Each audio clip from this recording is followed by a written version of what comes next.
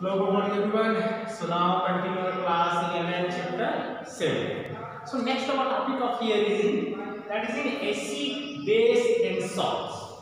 Acid, base and salt. So acid, base और salt को explain करने के लिए generally three concept दिए गए थे. वे concept थे first given by the Arrhenius, that called Arrhenius concept. Second is in Bronsted-Lowry concept and third one is Lewis concept. सो इनके कॉन्सेप्ट के थ्रू आप ये आइडेंटिफाई कर पाएंगे कि कौन से एसिड्स के नेचर होते हैं, कौन से बेस के नेचर होते हैं, और साल्ट जो है किन चीजों से फिर वहां पे बनता है. क्लियर. तो पहले हम स्टार्ट करते हैं आर्हेनियस कॉन्सेप्ट से. Clear.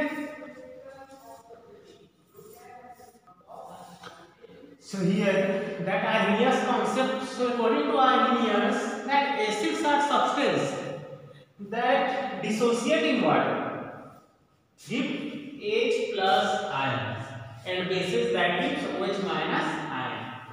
Meant to say according to Arrhenius के according acid base substance होते हैं जिनको यदि आप वाटर में डिसॉल्व करते हैं, मतलब वाटर में जब ऐड करते हैं, कंडीशन भी याद रखिए क्या कंपलसरी है इसमें वाटर, मतलब उसको ड्राई, यदि कोई ड्राई ऑब्जेक्ट में तब आप उसको आइडेंटिफाई नहीं कर सकते, बट यदि हम उसको वाटर में जब डिसोशिएट करते हैं तो यदि H प्लस देता है तो वो एसिड होगा और OH माइनस देता है तो वो बेस होगा.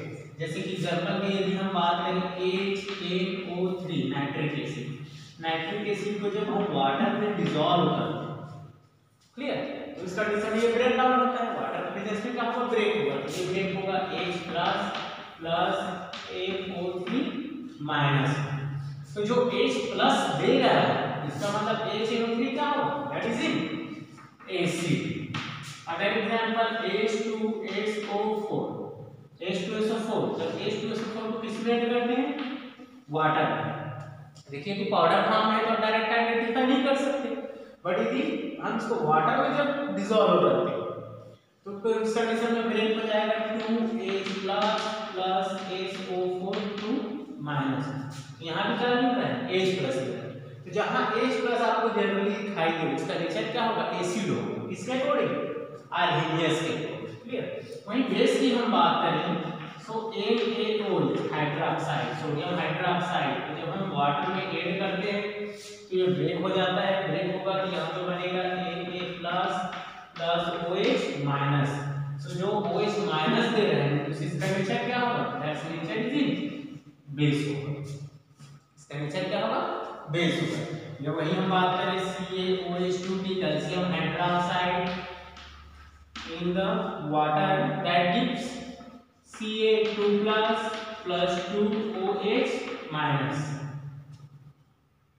2OH minus means that nature is also basic nature. तो जो H प्लस देंगे वे एसिड होंगे, जो OH माइनस देंगे वे बेस होंगे. तो किसके अकॉर्डिंग था, आर्हेनियस के अकॉर्डिंग. और आर्हेनियस के अकॉर्डिंग एसिड और बेस कब देंगे, जब आप इसको वाटर में डिसोशिएट करें, वाटर में डिसोशिएट करें. अब इसका ड्रॉबैक्स ये आता है, मतलब इसकी जो कमियां रह गई थी इनके कॉन्सेप्ट में वो ये थी कि आप सभी चीज को तो वाटर में डिसॉल्व नहीं कर सकते. जब तक वाटर में डिसॉल्व नहीं करेंगे तब तक H प्लस OH माइनस वहां पे आपको ऑप्टेन नहीं होगी. सबको चाह है आपको इसका नेचर आइडेंटिफाई करना कि एसिड है कि बेस है. अब मोस्ट कंपल्सरी सभी को तो हम वाटर में नहीं कर सकते क्योंकि कुछ चीज ऐसी होंगी जो वाटर में एक्सप्लोसिव होती है जनरली. अब उन चीजों को हम वाटर में बार बार ऐड करके उसका टेस्टिंग नहीं कर सकते. H प्लस दे रहा है, OH माइनस दे रहा है, इसलिए क्या है इसका ड्रॉबैक्स होगा. मतलब इनके अकॉर्डिंग आप ओनली उन्हीं चीजों का एसिड बेस नेचर कॉन्सेप्ट कर सकते हैं जो वाटर के साथ क्या होते हैं, डिसोशिएट होते हैं. क्लियर.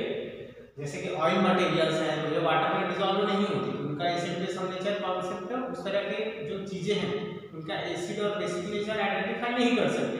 इसके अकॉर्डिंग, आर्हेनियस के अकॉर्डिंग. So that are the drawback of Arrhenius. But to say we can identify the only that type of substance. Clear? That's dissociate in water. उन्हीं का नेचर आइडेंटिफाई कर सकते हैं जो वाटर में डिसोशिएट होता है. तो ये है इसका ड्रॉबैक. अब इसके ड्रॉबैक्स को कंप्लीट करने के लिए नेक्स्ट कॉन्सेप्ट मिला था, वो था ब्रास्टेड-लाउरी कॉन्सेप्ट. तो नेक्स्ट देखते हैं ब्रास्टेड-लाउरी concept. Here next one is Bronsted-Lowry concept. तो ब्रास्टेड-लाउरी जो केमिस्ट थे उनका मानना ये था कि जो एसिड्स होते हैं वे कैपेबल होते हैं प्रोटॉन्स डोनेट करने। प्रोटॉन्स मतलब जनरली हम बोल सकते हैं H+ को बोल सकते हैं प्रोटॉन डोनेट करने। And base that are substances that capable accepting of electron. ये क्या होते हैं, इलेक्ट्रॉन को एक्सेप्ट करते हैं। मतलब जो एसिड होगा वो प्रोटॉन डोनेट करेगा, जो बेस होगा वो प्रोटॉन को एक्सेप्ट करेगा। कोई जरूरी नहीं है कि आप सभी एलिमेंट्स ऐसे ही लीजिए जैसे कि हम लिए NaOH। अब OH है तो आप जनरली आइडेंटिफाई कर सकते हैं कि ये बेस है। अब मैं यदि यहाँ पे लिख दूं NH3, अब NH3 का नेचर क्या होगा, एसिड होगा कि बेस होगा, तो ये चीज आइडेंटिफाई करते हैं हम उसके नेचर के। चलिए देखते हैं। सपोज मैंने यहाँ पे आपको रिएक्शंस कराया है, इसका NH3 + H2O, NH3 और H2। अब देखिए दोनों के पास हाइड्रोजन्स हैं, क्लियर, यहाँ भी हाइड्रोजन है, यहाँ आप बोलोगे ये भी एसिड है, ये भी एसिड है, तो कोई एक एसिड होगा कोई एक बेस होगा अपने नेचर के अकॉर्डिंग, क्लियर। तो फिर रिएक्शंस करा रहे हैं।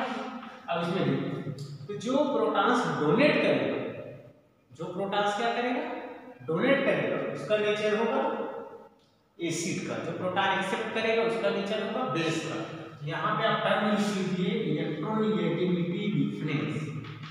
इलेक्ट्रोनेगेटिविटी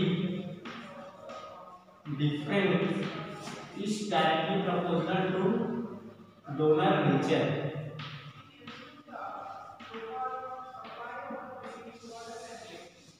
जिसका इलेक्ट्रोनेगेटिविटी डिफरेंस ज्यादा होगा उसका डोनर नेचर उतना ही हाई होगा। अब देखिए कंडीशन। अच्छा इलेक्ट्रोनेगेटिविटी देखते हैं, यहाँ भी हाइड्रोजन है, यहाँ भी हाइड्रोजन। अब ये हाइड्रोजन हो गया ग्रुप नंबर 1 का, ये हो गया ग्रुप नंबर 15 का। कितने का डिफरेंस आया है, 14 का डिफरेंस आया है।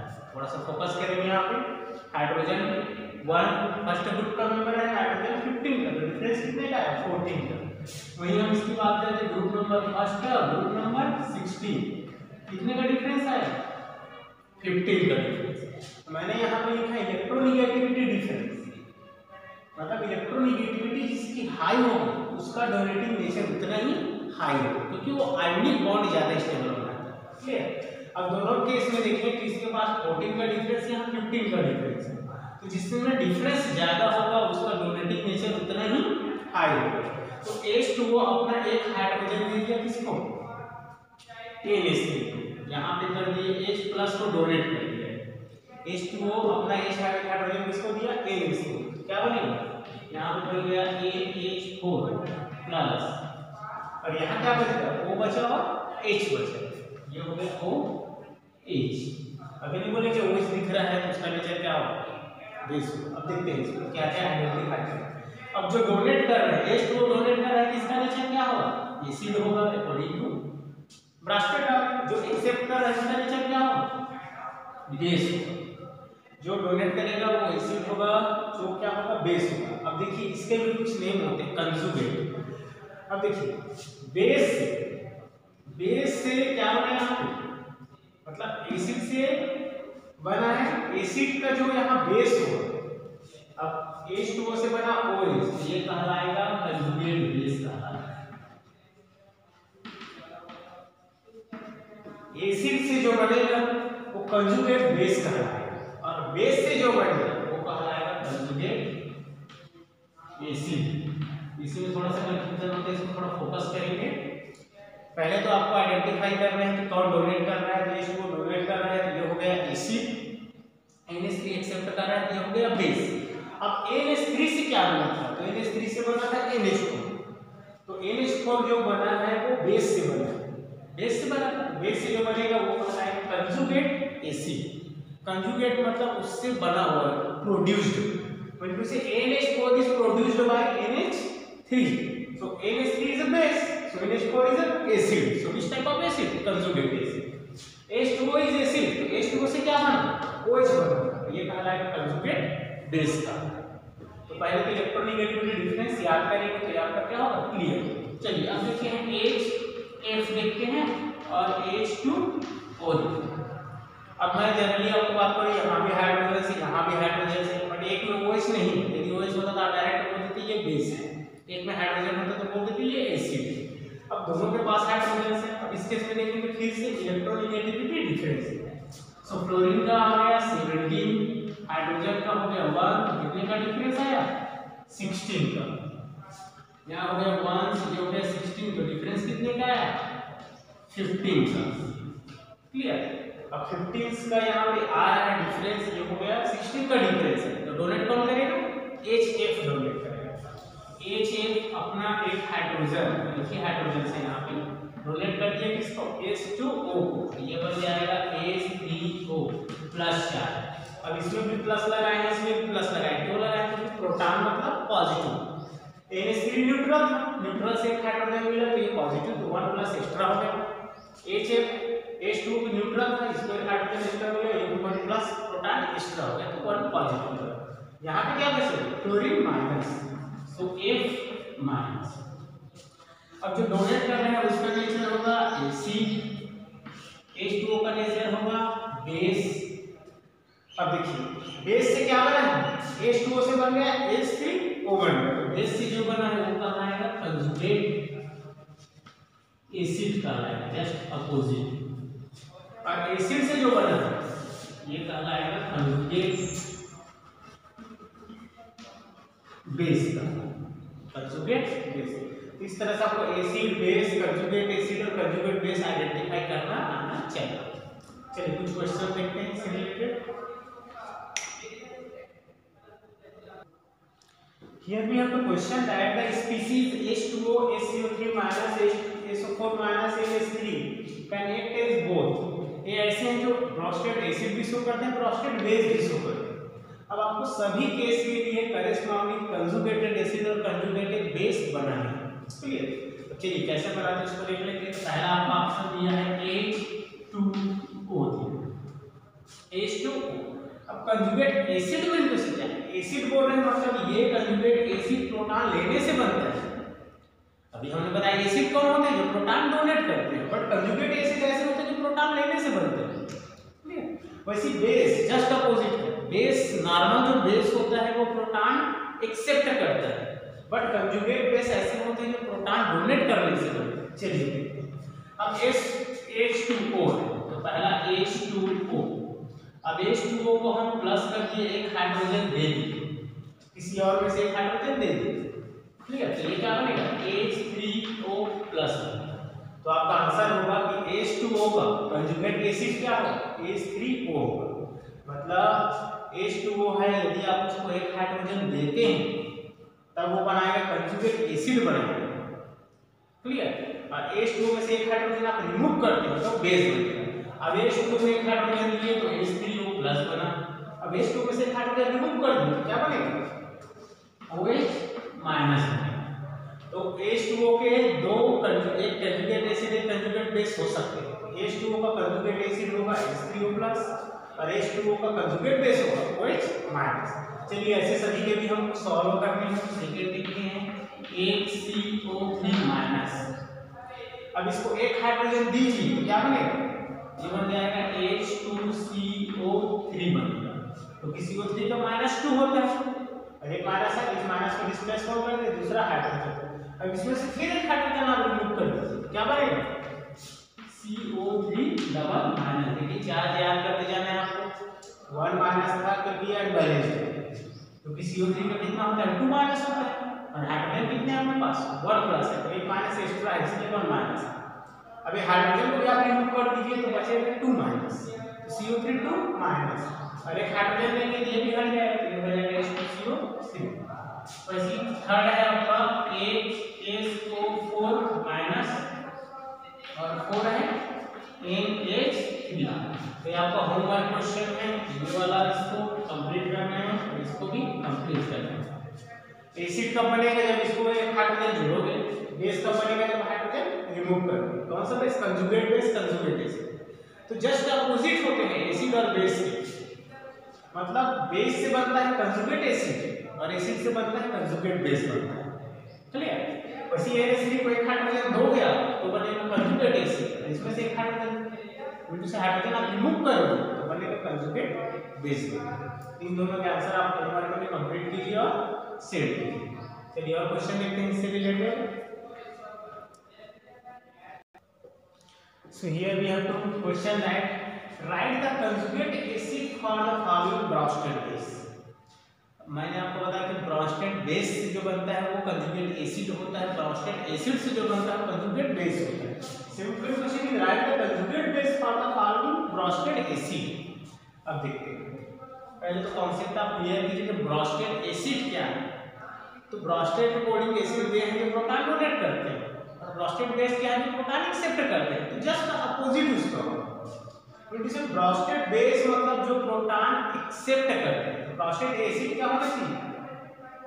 ब्रॉन्स्टेड एसिड ये होना चाहिए जो वहां पे प्रोटॉन्स को क्या कर रहे हैं, गेन कर रहे हैं. क्लियर? चलिए देखते हैं. अब NH2, अब NH2 माइनस है तो इसको आप किसी से एक क्या दे दीजिए, प्रोटॉन्स दे दीजिए. तो NH2 में एक हाइड्रोजन आप ऐड कर दीजिए, क्या बनेगा? ये बनेगा AH3 बनेगा. तो NH2 माइनस का ब्रॉन्स्टेड एसिड क्या होगा? NH3. मतलब ब्रॉन्स्टेड एसिड वे होते हैं जो प्रोटॉन लेने से बनते हैं. एक एक में आप एक एक हाइड्रोजन ऐड करते जाइए जो दिखा है उसमें हाइड्रोजन. सेकंड वाले का आप कंप्लीट करेंगे, मैं थर्ड का बता रहा हूं. अब इसको H दे दीजिए, ये हो जाएगा, बन जाएगा इससे HCOOH बनेगा, फार्मिक एसिड. ये मत लिख देना H2CO C इसका एक्चुअल में होता है HCOOH, फार्मिक एसिड. मतलब ये प्रोटॉन्स दे रहा है. तो ब्रॉन्स्टेड बेस में प्रोटॉन ऐड करने से बनता है कंजुगेट एसिड होता है. और ब्रॉन्स्टेड एसिड में से प्रोटॉन निकालने से क्या बनता है, कंजुगेट बेस बनता है. जैसे इसमें से आप एक प्रोटॉन निकाल दीजिए, एक प्लस क्या बचा, Cl माइनस. तो HCl का ब्रॉन्स्टेड बेस क्या होगा, Cl माइनस होगा. वैसे H में से एक हाइड्रोजन को रिमूव कर दीजिए, क्या बचेगा, F माइनस. इसमें से भी एक हाइड्रोजन निकालिए, इसमें से भी एक हाइड्रोजन निकालिए. ये आपका हो गया कॉमन क्वेश्चन.